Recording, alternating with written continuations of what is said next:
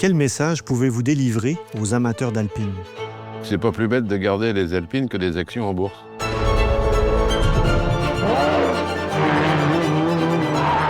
L'ADN de la marque, c'est léger, performant,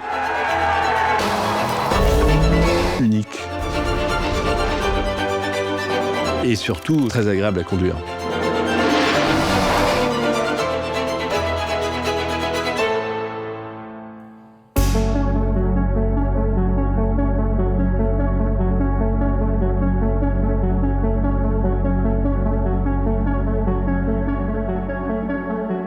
C'est un clin d'œil historique, c'était il y a 70 ans, et je trouve que l'hommage est formidable parce que l'histoire continue. 3 alpines bleu, blanc, rouge, c'était très important pour mon père qui voulait absolument représenter la France. Le parcours de Jean Rélé est très très important parce que pour savoir où on va, il faut savoir d'où on vient, et nous, on vient de Jean Rélé. Et comme ses illustres prédécesseurs, donc Henry Ford, Ferdinand Porsche ou Enzo Ferrari, il a créé sa propre marque. Mais il y a une petite différence qui, nous, chez Alpine, nous inspire tous les jours. Il a appelé sa marque Alpine, il n'a pas appelé Rélé, comme ont fait ses prédécesseurs. Et ça, c'est pour symboliser le fait qu'Alpine, c'est la légèreté. Et d'une certaine façon, c'est la pureté et du plaisir.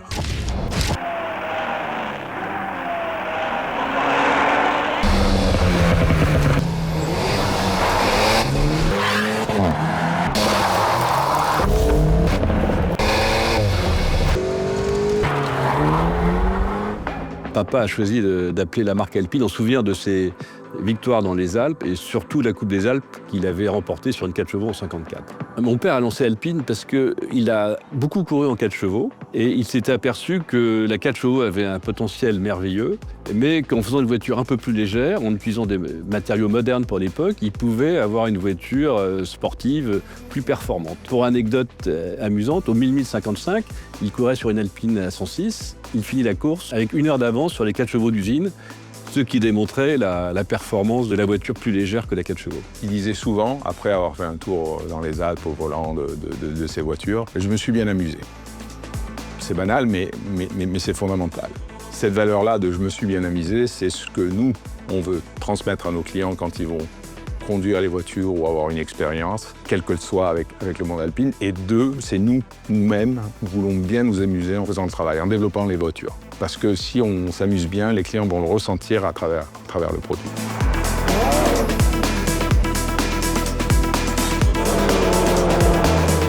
Alors mon père a défini l'ADN de la marque.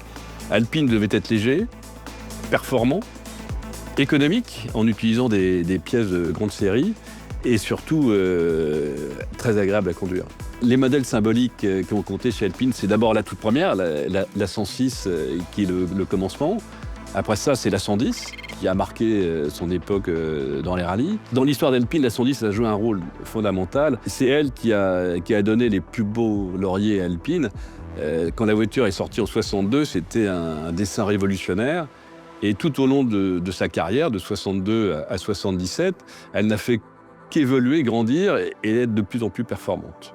Avec un secret qui était un peu la sauce Alpine, un peu comme Lotus, c'était une voiture légère avec une carrosserie en fibre et un poids contenu avec des mécaniques relativement modestes par rapport à la concurrence, mais le poids contenu permettait aux voitures d'être performantes.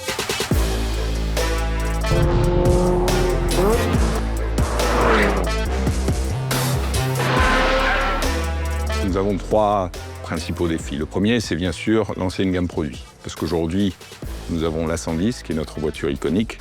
Mais avec les ambitions que nous n'allons pas pouvoir n'avoir que la 110. Donc, premier défi, lancer 7 produits dans les 7 prochaines années dans le monde de l'électrique, parce que ça, c'est un autre défi technologique. On veut montrer qu'on peut donner du plaisir, on peut donner de la sportivité dans le monde de l'électrique. Au contraire, on peut même mieux faire que ce qui se fait aujourd'hui. Deuxième défi, il faut développer un réseau de distribution. C'est ce qui va nous permettre de conquérir un petit peu le monde. 70% de nos ventes est en France. On a l'ambition qu'en 2030, plus de la moitié de nos ventes soient faites hors de France, en Europe, en Asie et aux États-Unis. Troisième aspect, c'est peut-être le plus difficile, c'est celui de créer une marque. Aujourd'hui, la connaissance de la marque, la désirabilité de la marque est très forte en France. Mais dès qu'on passe les frontières, c'est beaucoup moins évident. Donc il faut qu'on arrive à créer cette envie cette reconnaissance de la marque pour la positionner dans la marque premium. Ça se fait avec un travail de tous les jours, les événements, en connaissant nos clients, avec beaucoup de communication, mais aussi, et ça c'est l'aspect un petit peu le socle d'Alpine, à travers la compétition.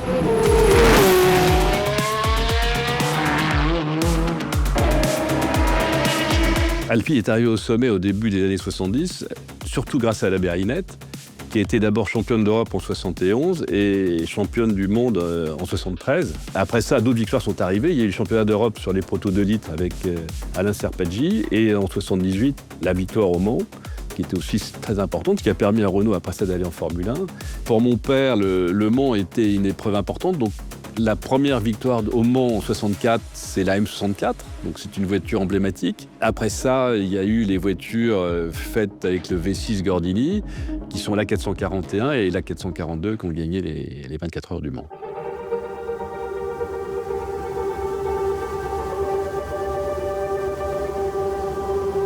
En 1995, mon père voit Renault décider d'arrêter la production d'Alpine, c'était pour lui un peu un crève-cœur. Et ce que je regrette, c'est qu'il n'ait pas vu la renaissance d'Alpine, parce que je pense qu'il aurait été très fier de voir à nouveau des A110 rouler et encore plus voir des Formule 1 Alpine. C'est la compétition qui nous permet, d'un côté, de nous faire un peu plus connaître dans le monde entier, puisque la Formule 1 en particulier a une audience dans le monde entier, qui aussi nous permet de transposer dans les équipes d'Alpine l'état d'esprit de passion et de compétition, de vouloir toujours faire mieux, de toujours être devant. Et le troisième aspect qui est important de la compétition, c'est le transfert technologique. On veut se positionner dans une marque premium, en France, de luxe, sportive. Là, il faut mettre de l'innovation. Et pour mettre de l'innovation, rien de mieux qu'appliquer des solutions qui sont développées en Formule 1 ou en endurance sur les voitures de série.